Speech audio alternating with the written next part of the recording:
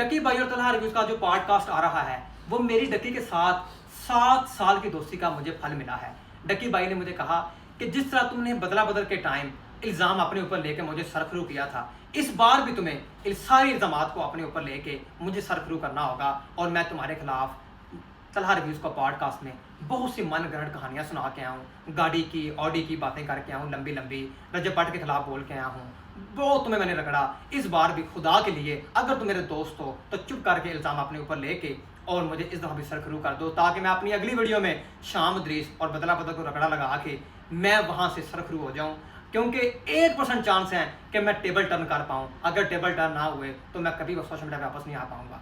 और डकी भाई की मुझे इस बात से दुख हुआ जब उसने मुझे कहा कि अगर तुमने कुछ रिस्पॉन्स किया या तुमने तलहा रिव्यूज़ से सुलह ना की तो मैं तुम्हारी सारी रिकॉर्डिंग वॉइस नोट मैं तुम्हारी हर चीज़ तलहा रिव्यूज़ को दूंगा। और तलहा रिव्यूज़ ने तुम्हारे पर वीडियो बना दी है जिसमें उसने AI जनरेटेड वॉइस नोट, और वो तुम्हारी फैमिली को टारगेट करेगा, वो तुम्हारे बिजनेस को टारगेट करेगा, वो तुम्हारे दोस्तों को टारगेट करेगा, वो तुम्हारी ऐसी वीडियो बनाएगा कि तुम किसी को मुंह दिखाने के काबिल नहीं रहोगे। जिस दोस्त के लिए मैं लड़ता रहा, जिसके लिए मैंने दिन रात नहीं देखा, जिसकी हर मुश्किल में उसके साथ खड़ा था, वो आज 7 साल बाद मुझे बदनाम करने के लिए मुझे ब्लैकमेल कर रहा है। खुदाया मैं क्या करूं।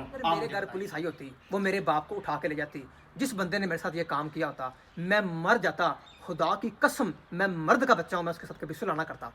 ये वही तलहा रिव्यूज़ जिसने अपने मुंह के ऊपर अपने बाप की कसम उठा के कहा कि मैं इन लोगों के साथ सुलह नहीं करूंगा, और वही बंदा डक्की के पास बैठ के उसने पॉडकास्ट किया। उसने ये साबित किया कि वो एक मर्द नहीं, और वो असली भी नहीं और नस्ली भी नहीं, क्योंकि जो असली मर्द और नस्ली होते हैं ना वो इस तरह की हरकत कभी नहीं करते। अब आपके सामने मेरी पुरानी वीडियो जिसमें मैंने कहा था कि इसने अदारों के ऊपर झूठा इल्ज़ाम लगाया है कि मेरे बाप के साथ टॉर्चर किया गया है, ये किया गया है। मेरी CCPO साहब और राजीव पंजाब साहब से रिक्वेस्ट है कि क्या इस तरह के साइबर स्टॉकर्स और ब्लैकमेलर लोगों को हम इस तरह स्पेयर करेंगे? क्या हम इनके खिलाफ कानूनी कार्रवाई नहीं करेंगे कि जो इस तरह के इल्ज़ाम लगा के 2 दिन बाद लोगों से सुलह कर लेते हैं और अपना ज़मीर बेच देते हैं? मैं रिक्वेस्ट करता हूँ पाकिस्तानी कौम से और अदारों से कि खुदाया इस तरह के नौसरबाज लोगों को स्पेयर ना करें। जी हाँ व्यूअर्स, तो अब तो नदीम नानी वाले भी जो हैं वो खुलकर आ गए हैं मैदान में कि डक्की ने मुझे धोखा दिया है। पहले तो उसने मुझे लड़वाता है, फिर बाद में मेरे पर ही इल्ज़ाम लगकर वो पीछे हट जाता है। नदीम नानी वाले का ये भी कहना था कि इससे पहले भी जितने भी केसेस हुए हैं सब में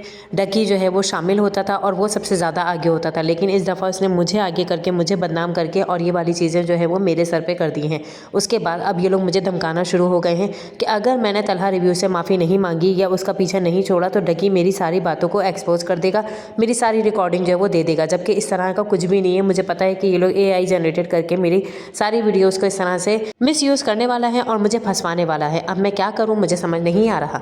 जी हाँ व्यूअर्स, तो नदीम नानी वाले ने मांग ली है मदद अपने ही फैन से कि मेरे लिए मदद करें और मुझे बताएं कि मैं क्या करूँ, क्योंकि अब डक्की ने मुझे फंसाना शुरू कर दिया है जिसमें मेरा कोई हाथ नहीं है। आपको नदीम नानी वाले की बात कैसी लगी कमेंट बॉक्स में लाजमी बताएगा। चैनल पर नया, चैनल को लाइक और सब्सक्राइब के बगैर मत जाएगा।